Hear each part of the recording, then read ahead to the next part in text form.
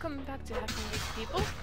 This is Sam for the Masquerade and I am Darelshiel. What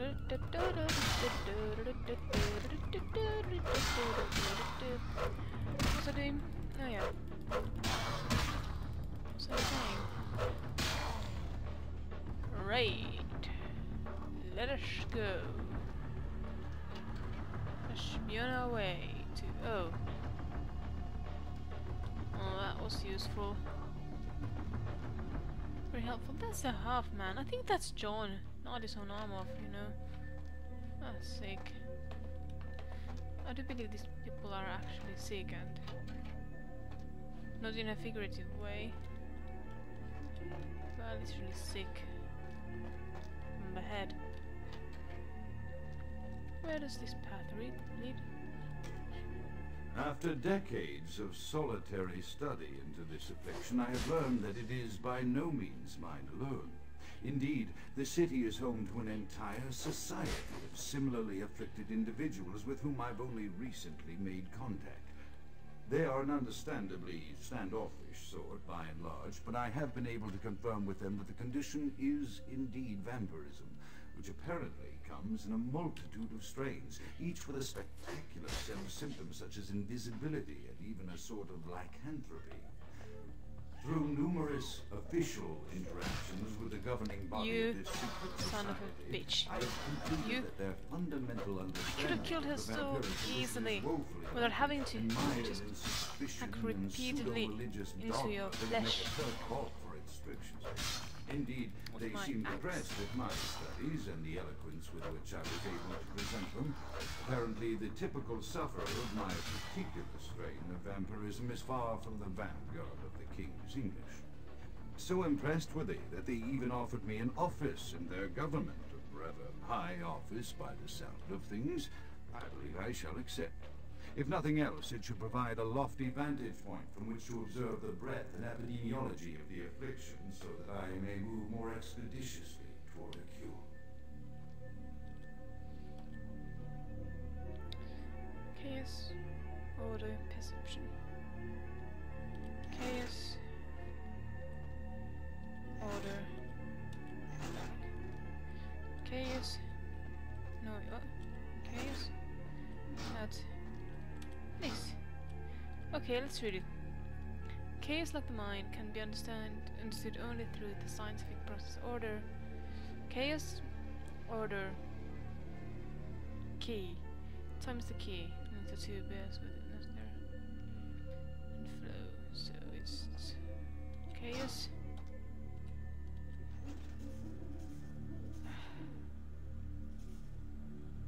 Yeah.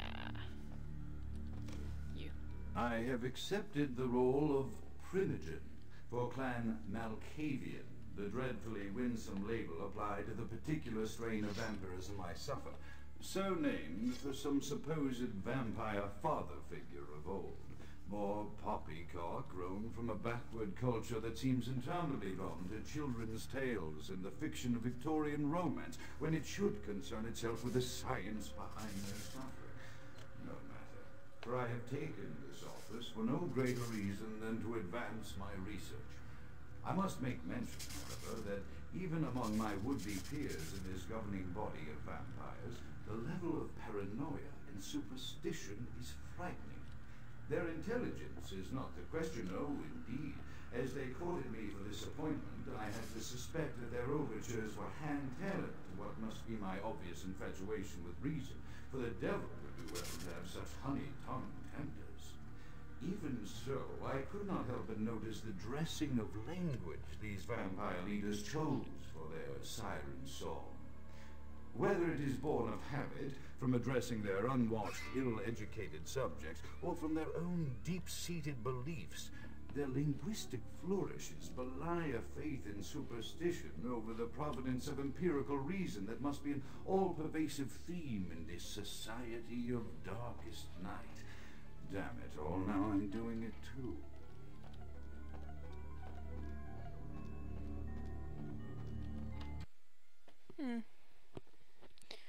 Yes, hold on. It's been like 5 minutes, no problem. Please, gals.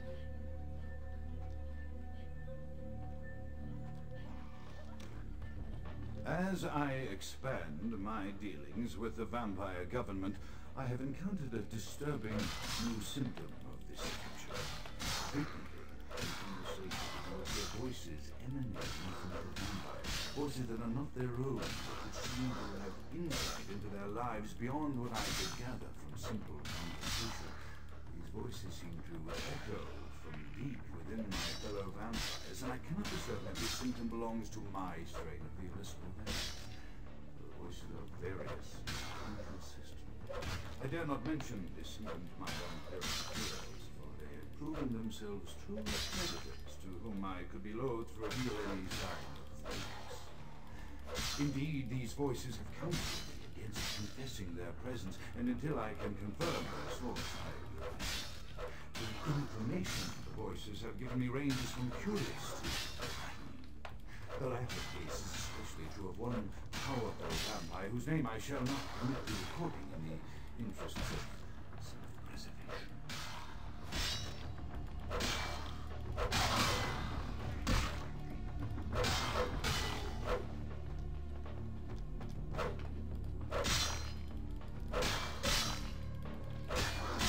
Yeah, well,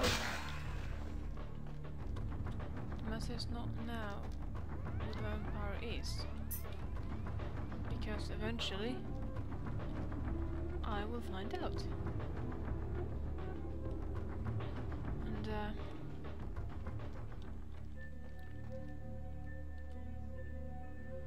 morphine.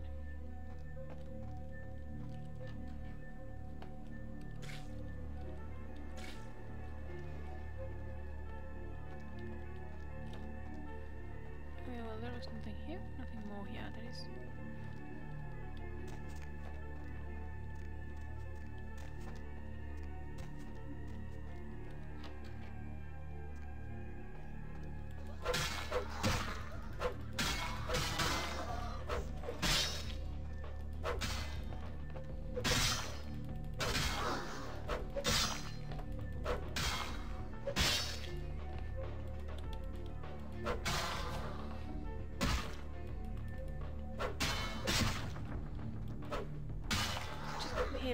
Just hit her with the axe. It's not that difficult.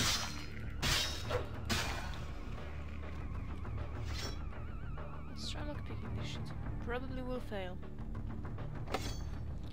Ta-da! It failed.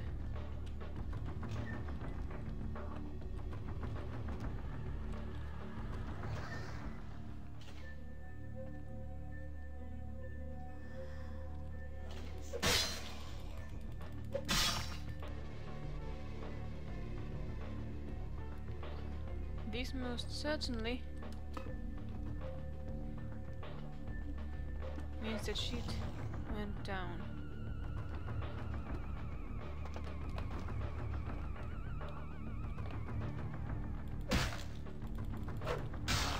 Can I drop you? Can I drop you? Please let me drop you.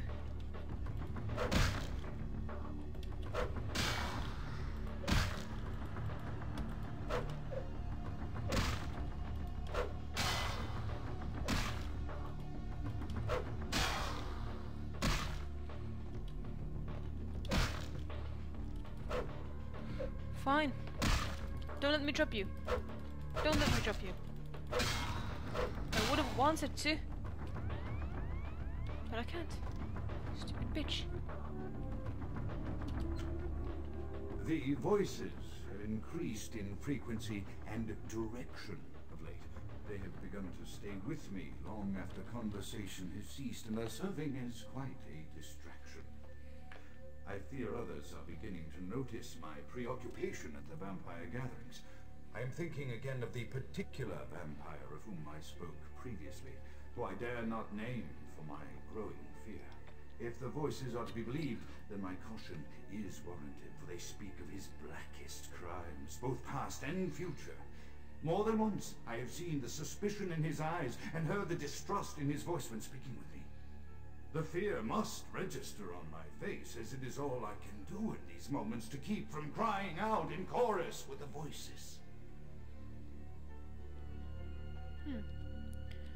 I do believe he's talking about LaCroix.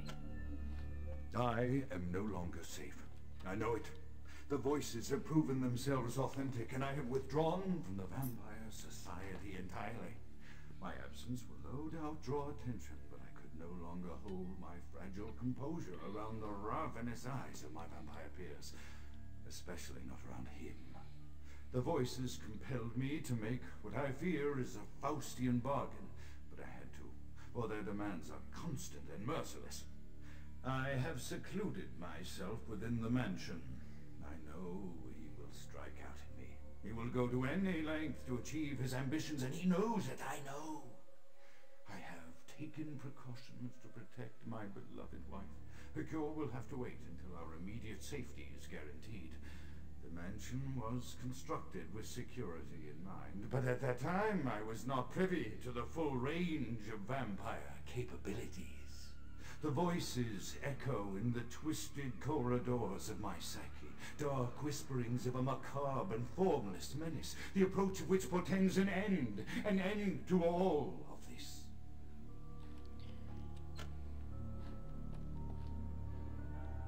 That is the wife, I believe.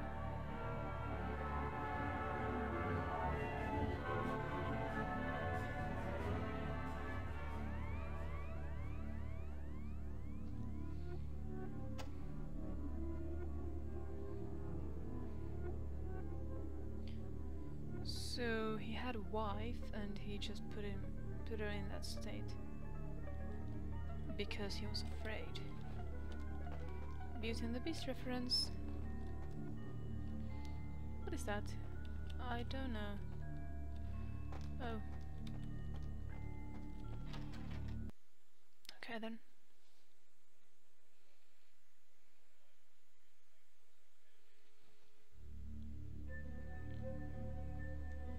Is it?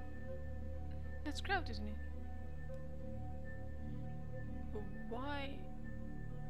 Yeah, he was staked. Why is he banned?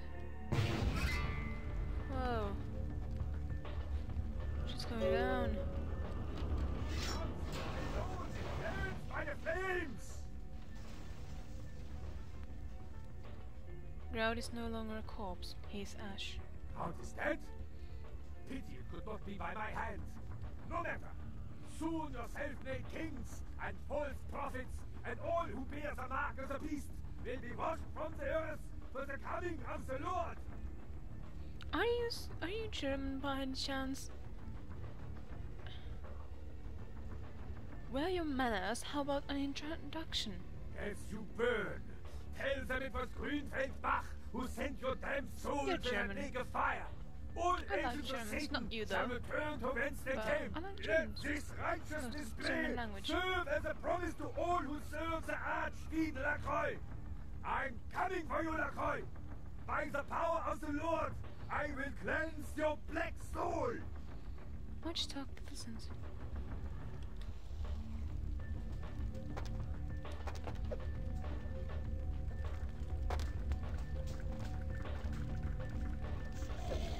I killed them all.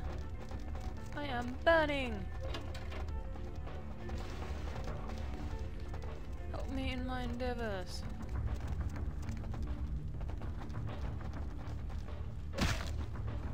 Stop it, for fuck's sake, I'm burning now.